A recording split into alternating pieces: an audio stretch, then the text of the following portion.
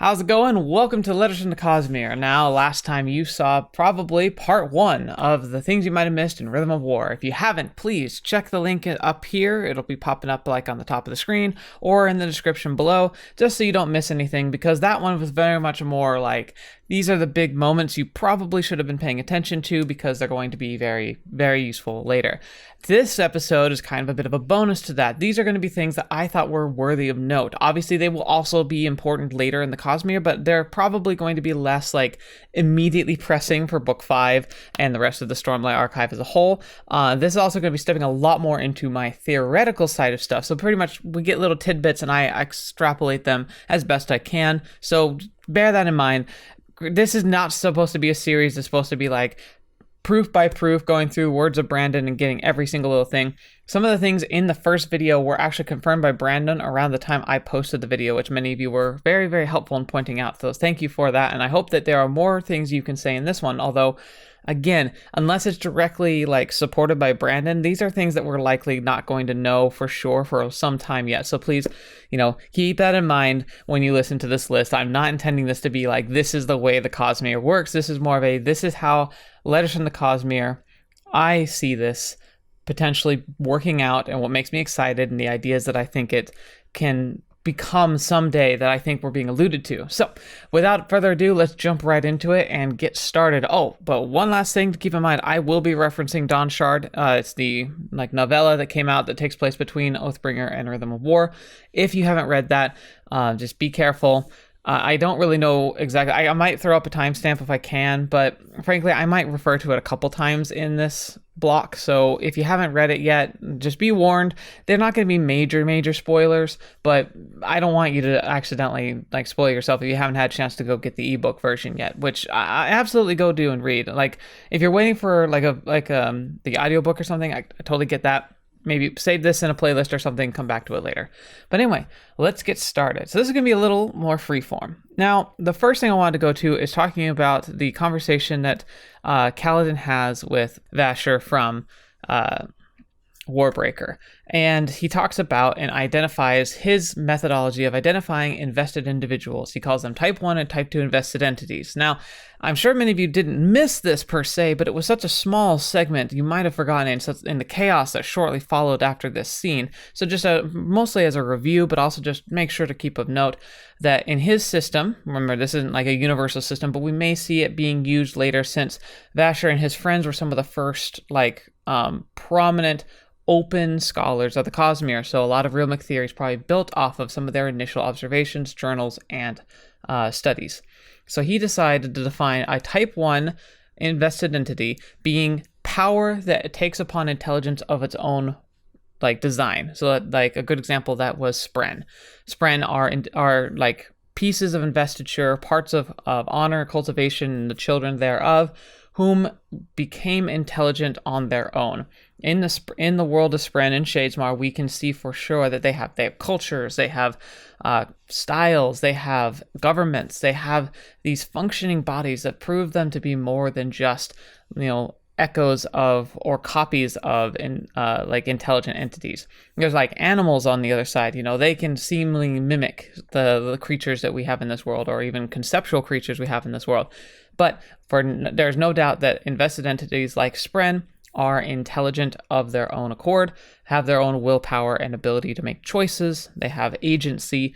Thus, they are a Type 1 because they are kind of self or origining. They have obviously there are pretexts of how they come about, but they are essentially their own creatures. And that also kind of falls in line with the Type 2 invested entities, which are the power of investiture that fills the space as a soul leaves. As the soul departs into the beyond, there's a kind of echo that can form. Cognitive shadow, as we've often heard them before. It's this idea of investiture filling the gaps of where a soul would be and taking upon themselves the memories of such. So cognitive shadows that we've seen and entities that we might have witnessed, especially in Secret History, are Type 2 invested entities. And also Vasher says that he now defines himself as a Type 2, where he originally defined himself as a Type 1. He's come to understand that he is the amalgamation of a once dead person who then was brought back as a returned. Now, now we'll talk about some of his special case in a bit because there's some really good information about that. But mostly, I wanted to go over the Type 1 and Type 2 invested entities, and I wanted to pose an interesting question. Again, this is one of those ones where like it might have been confirmed and I just hadn't come across it yet, but it might not have. But it makes me wonder what Theons are, like the sigils from Elantris that can communicate and talk and become entities. Like we actually see one in Rhythm of War, because it's the device that Shallan is using to connect back to the Ghost Bloods. Is a Seon that like they talk, but they also have their own personalities.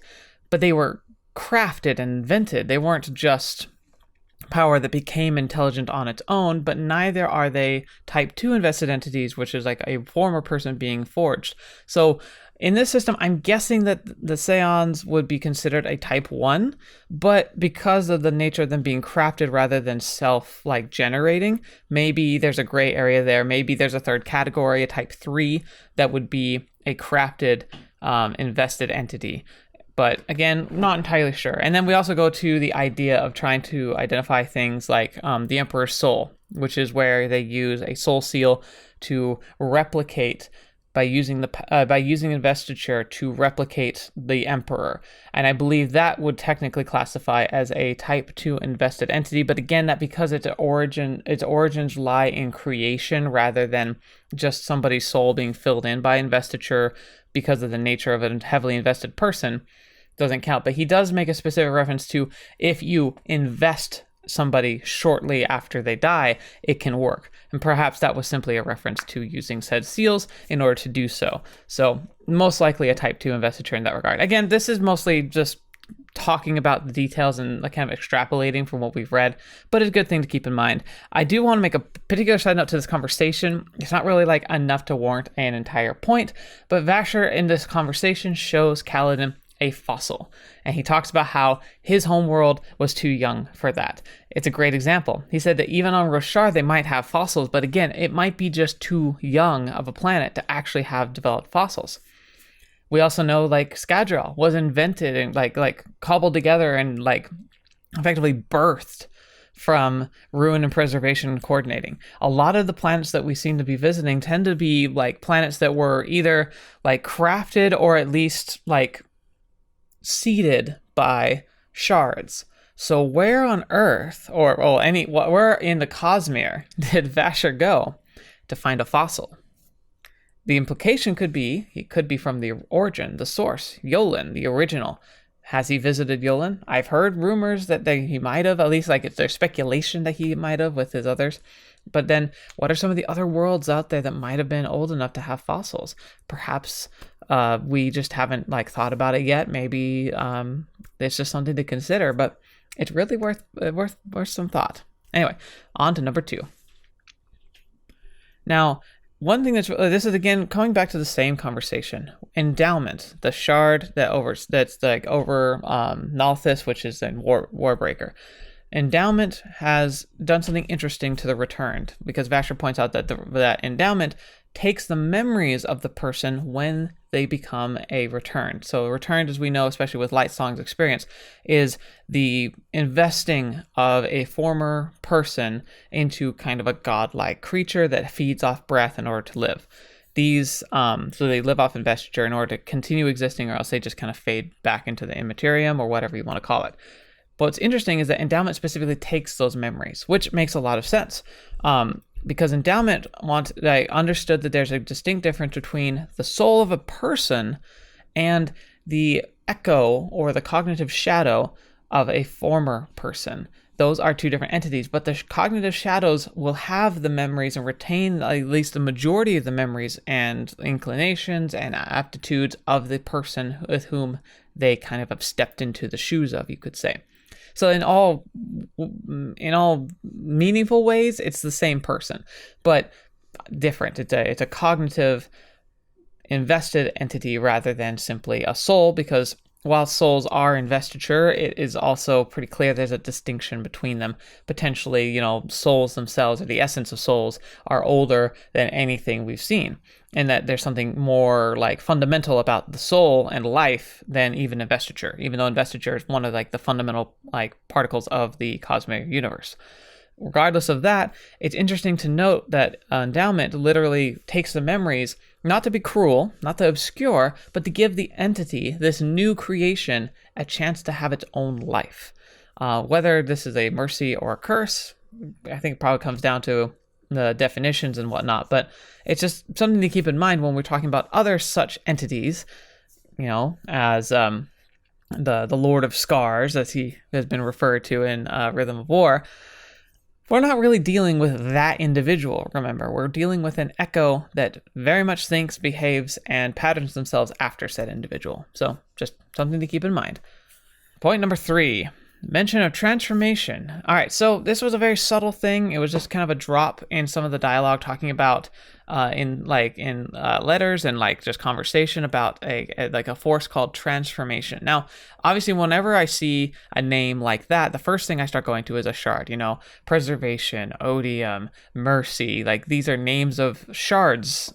And like they're defined by the intent that they inhabit.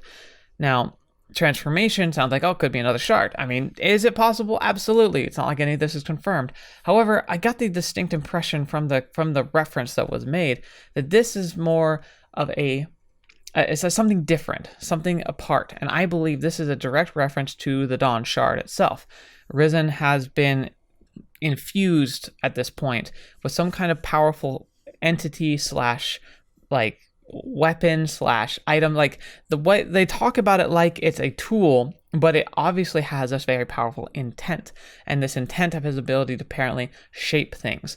And it seemed very, very strongly in Dawn Shard that what made it happy was people becoming something new. That they would say they start at A and they become B through events, and that made them happy. So I was already theorizing that this thing was something that enacted change. It was an embodiment of creativity or adaption. I think I called it adaption in my notes. But the idea that then it was a reference drop called transformation in Rhythm of War, and that seems to be so in line with what I was originally thinking, I'm going to go ahead and call it and say that if you were to define the Dawn Shard, it would be transformation. I believe it could be a type of former or like origin of the unmade. The unmade are really interesting. We don't know too much about them, like what they are. The implication of the unmade is that they were one thing and became another. I mean, we see that the tower is essentially going through the process of becoming an unmade. Well, what's the tower? It's a very, very highly powerful, independent cognitive entity that's a fusion of honor and cultivation into a smaller, but still very potent type of entity that had its own intelligence, had its own like drive, inspiration, but also has a very strong motivation and intent that it doesn't really deviate from. It might have as it been unmade, but that it hasn't been. Now, here's the thing that's interesting. It's like the unmade, like the name itself, the unmade. They were undone from something that they were before. What could they be? Well, what if they were simply Dawn Shards? What if the Dawn Shards are tools potentially from the days of Aldonasium, something that was used as a method of like instrumenting change directly? So like back in the day, if Aldonasium had, agents of his or her own, I don't know, like its own, and these agents would be able to enact their own will on creation as a way of testing or expanding the power of Aldonasium. Aldonasium effectively creating a Dawn Shard, which is almost like a child of sorts of its own, a type of a piece of its own intent that could be utilized by mortals. It's a kind of similar to honor giving honor blades, or just what the shards eventually became of themselves, pieces of a whole that have their own intent driven by an intelligence. Perhaps the idea of even making that work spawned with Aldonasium creating Dawn Shards to be used by his servants in order to maybe prepare new planets for habitation in the future. These Dawn Shards were hidden away because they're very dangerous, because in the hands of somebody like there's no conscience driving them, I'm guessing, even less so than a spren. A spren has often like these like, they have the vows and the oaths that help kind of restrict people. Well, what if the Dawn Shards are essentially super powerful spren that you can bind with and make yourself really strong, but they have no moral compass of their own. They simply want to enact their intent that they were birthed with. So transformation is a shard that seeks to transform things and seeks to make them like something new from something old, take building blocks and make something better, evolution, that type of idea. Heck, it could be, if it is like the idea of transformation, effectively evolution, perhaps it's what spurned the creation of life on Roshar and created such interesting intelligent entities like the listeners/singers. Like, perhaps their origin story resides in the Dawn Shards itself. Maybe Roshar was an experiment from an advanced race that was under the guidance of Odium, their god. You know, it's kind of crazy to think about, but it's really possible. And so, like, that's what I think is interesting, is like, if the Dawn Shards can become unmade, perhaps there were 10 Dawn Shards on Roshar when Odium fell from whatever the creation project was, and that when Odium discovered them, he utilized that, corrupting them with his own power in order to bend them to his will and infusing them with their own intelligence at the same time. So the unmade, the 9 unmade, might simply be Dawn Shards that have become type 1 invested entities, essentially.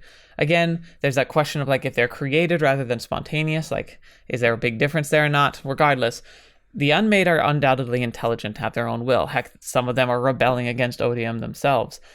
So if a Dawn Shard doesn't seem to have that much intelligence as of yet, could potentially that be why they were hiding it? Why are the Sleepless protecting it? Why is it so dangerous if it gets out? Why were they so concerned that they were willing to like murder, kill, obscure, and eventually like potentially declare all-out war against anybody who even got close to figuring out what the Dawn Shard was and where it was?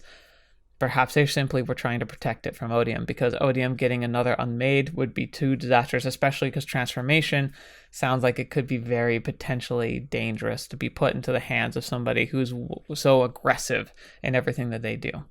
But we'll have to see about that. This was one of my favorite points, actually. It was yet another thing in Harmony's letters. Harmony's letters were a gold mine of really interesting information.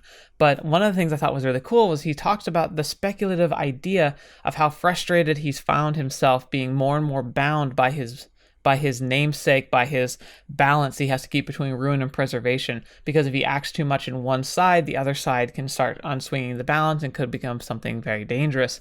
So he mentioned how he has started institutionalizing a system in which to combat this. He talks about creating a sword to act as both ruin and preservation for him, an agent that can work to help his goals be met without him being forced to disrupt the balance.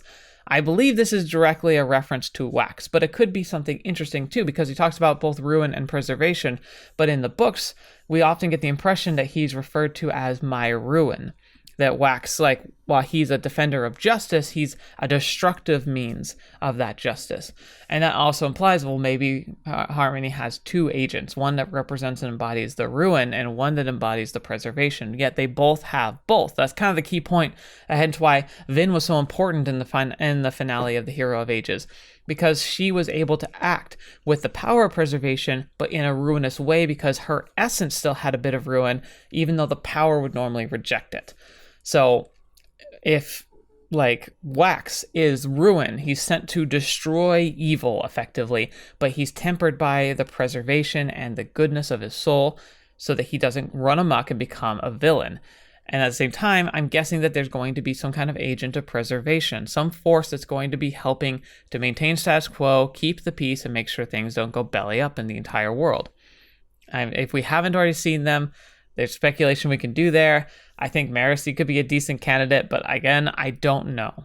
It's going to be interesting to see, but it's a great example of how, like, the idea for the sword, the idea for using agents was bubbling now. We know that Stormlight takes place slightly before Alloy of Law. So likely this was him sending a letter to Hoyt about the idea. and he's probably enacting it shortly thereafter. Another interesting point I make is kind of along the same lines. Whenever we got these letters, it got me thinking. But this occurred to me later in the book. But with the tones of Roshar, as we talked about last time, the idea that you can use harmonics, intent harmonics, so our harmonics being used with the intent of manipulating the power of investiture, the investiture tones can actually be manipulated to manipulate that directly. We're going to talk a lot more about that towards the end of this. It's going to be like one of the notes I'm going to make at the very end of all of these. But I believe that Mistings and Mistborn who can burn brass, hear like pulses of allomancy. I believe that they understood, if they trained themselves enough, they could hear tones. Not just the tone, the pulsing that they hear from allomancy is the tone of preservation. That if they stretched themselves and were in the presence of other sources of investiture, that those investitures would give off tones. We know that Brandon has confirmed that that Mistings or Mistborn who can burn brass would be able to detect other forms of investiture. That it would sound different, but they would be able to detect it. That's like 100% confirmed. Now, the idea that they could eventually suss out the tones, the pure tones, like listeners, I mean, it's fairly implicit. I believe that that's going to be a major player in the future, but it's just a really cool fact to keep in mind that the powers of allomancy might be one of the keys to really unlocking some more of this tonal investiture manipulation. I'll talk. I got some juicy conclusions based on a few of these that we're going to get to later. So please hold on. Like I promise, there's more to come from this theory, but I just wanted to make sure to point it out here. This next one's a bit of a, interesting one. It's simply just an observation I made at the beginning of part 4 in Rhythm of War. Like the pre-chapter text is a kind of summary examination of some of the glyphs on Roshar.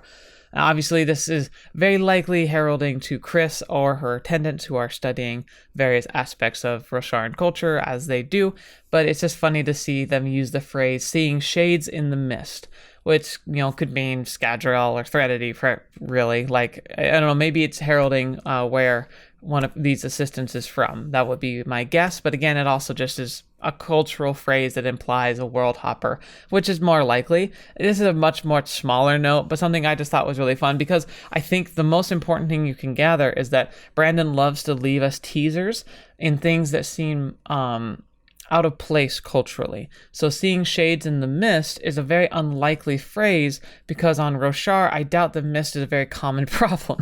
It's storms. Storms probably make it unlikely that mist would ever be around for very long.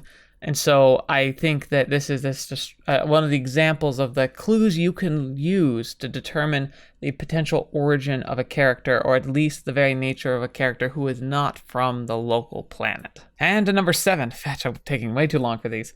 Wit mentions directly that there is a flame dragon on Roshar, which I was like, what the are you serious? Because I knew dragons were a thing, but it's just they're literally all around us right now. And actually we have a decent name drop from potential Chris note in the future towards the end of the book, where she makes a reference of a character named Foil. So I'm guessing that the flame dragon that lives on Roshar, it's been referenced before, but this is a very direct reference, as in AKA there's a dragon on Roshar.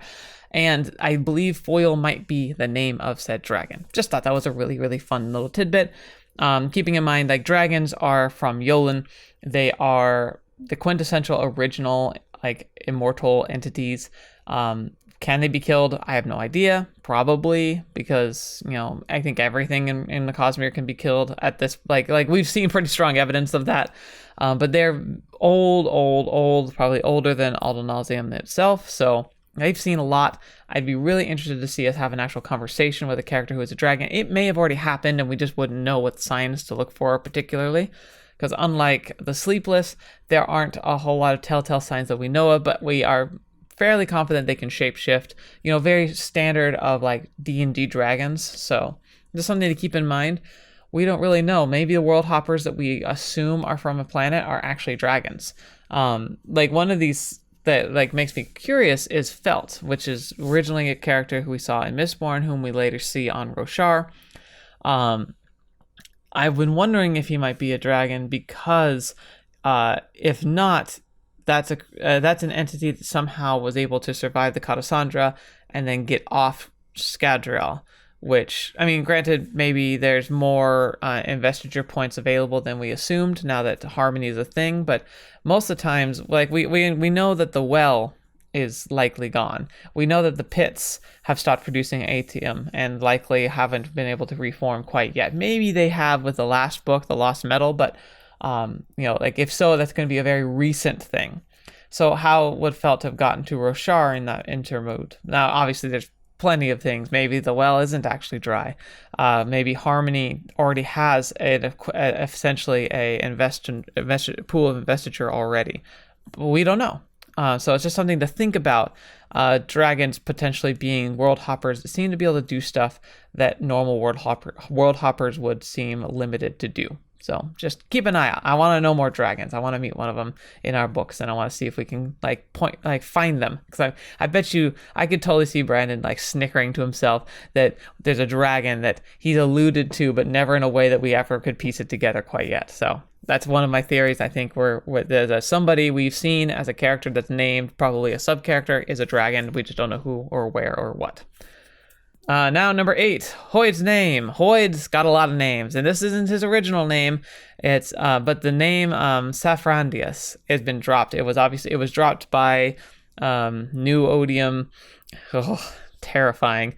And it has been confirmed that this is likely one of Hoid's oldest names, but that it's not his original. I don't know if we'll ever know the original until we get Hoid's backstory, but that could be a defense thing. Maybe his name, like many things, could potentially be a thing that's used to, I don't know, entrap him and snare him, get back at him.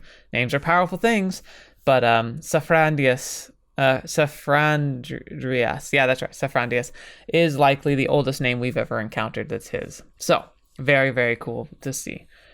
All right. Next we have Odium original Odium and new Odium's plans for the future.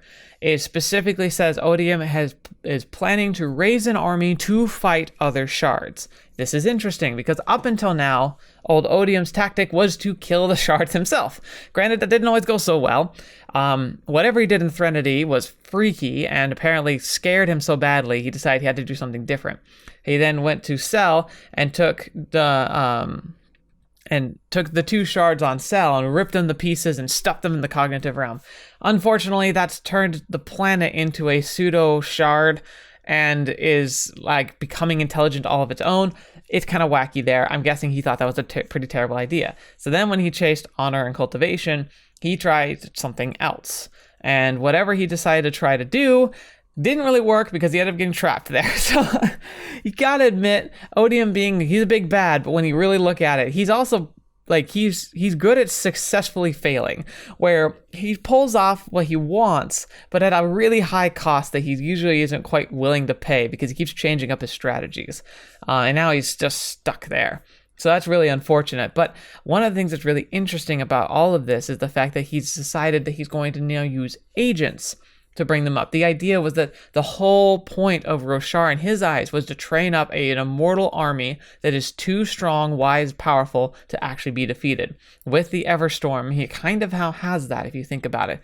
His soldiers could fly out and they could go out and do battle, and then they reincarnate and they're around. Of course, now he's developing the problems with that. An immortal army sounds great until their minds start shattering, and that's what's happening to the Fuse. So his new plan seemed to be to enslave humans, to train them up to be super soldiers that he uses to invade other planets, with the listeners kind of being the top of the food chain, staying on Roshar, because now the Fused are too heavily invested to leave. At least it seems that way. There's something really interesting going on there.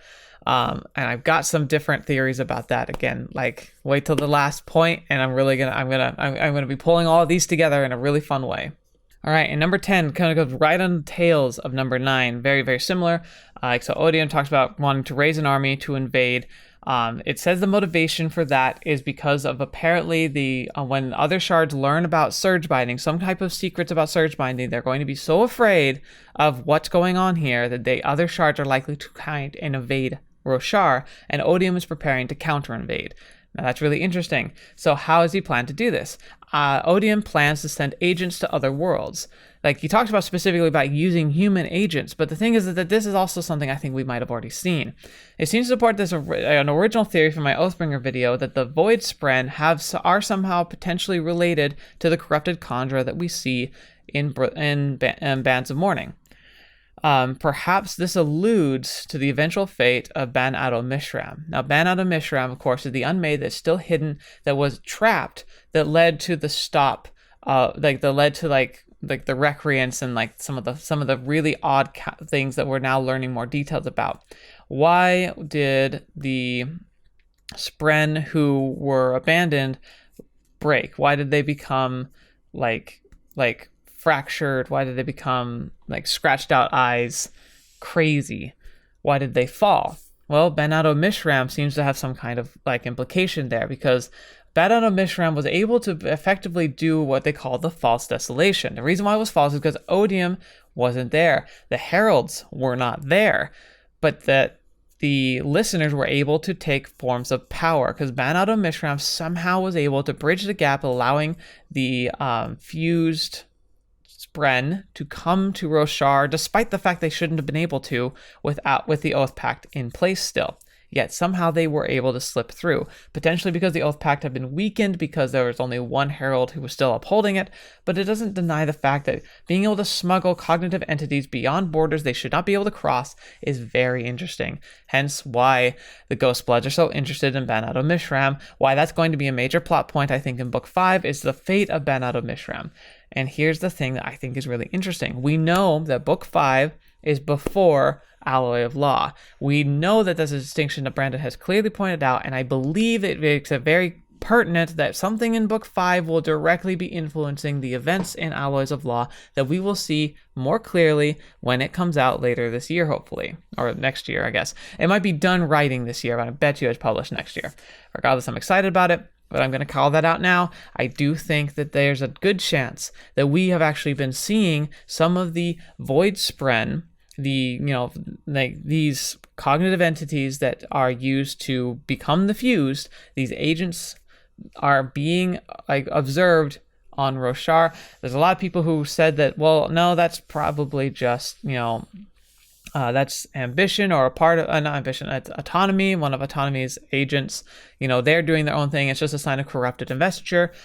You're probably there's a good chance you're right, but I still hold to the fact that I believe that the red glowing eyes and the manner of talking and the idea of a Kandra being possessed by an intelligence entity still heralds this idea. I still think there's credits to it, and I'm piling in on it. I still think it's true, and I think Ban Ado Mishram might be the key to it. If Ban Ado Mishram can allow invested entities to cross borders they should normally not be able to cross, it seems very potentially likely that Ban Ado Mishram is involved somehow. So that's kind of what I'm thinking, and that's how I think some agents are going to be sent beyond Roshar, because they're certainly not ready for space travel, and I don't know if they can even cognitively travel without the help of Ban Ado Mishram. Now to the end. We've gotten to the final. Thank you so much for sticking it out for me. Thank you so much for being around. Now I'm going to kind of pull a lot of these strings all together and kind of do a penultimate theory. It's going to be kind of this universal build-up, what I think some of the big reveals are going to be in the next few parts and eventually in the next few hundred years of the Cosmere. So bear with me. This is mostly theory crafting at this point. Everything else up till now has had some kernel of evidence that I can reference to specifically, and then some extrapolating beyond it. This is pretty much taking the kernels and extrapolations, putting them all together into kind of an arching theory that I think is going to paint some of the picture of where we're going from here on out. Now, first thing, I think I'm going to go ahead and say my term for this, not an official term, but a term I think is suited for this, is the idea that the future of the Cosmere is going to be directly shaped by the discoveries made by Navani that I'm going to call invested harmonics. Invested harmonics is the using of the pure tones to interfere, interact with, and shape investiture in its base form. Like where we've seen people who can use investiture to power abilities, I believe that the invested harmonics is the intent to shape investiture itself and transform it. We've seen that this transference can be happening between void light, storm light, cultivation light, tower light, war light, and anti-investiture light, anti-light. I believe that the fact that they can do that, or that they can blend investiture types into a new kind of investiture, is like, it's the ultimate blueprint, you could say. There's no unifying like theory of physics. The quantum realm of physics behaves differently than the like typical physics or planar physics. We are looking for something that unifies those forces together, and if we can figure it out, we're not sure what the limits would be at that point. I believe in invested harmonics. This idea of invested harmonics is that unifying theory between investiture and like physical like physics. Like, it's kind of like this bridge where they're not going to be bound anymore. It might be the penultimate key of how investiture interacts and intermingles from here on out.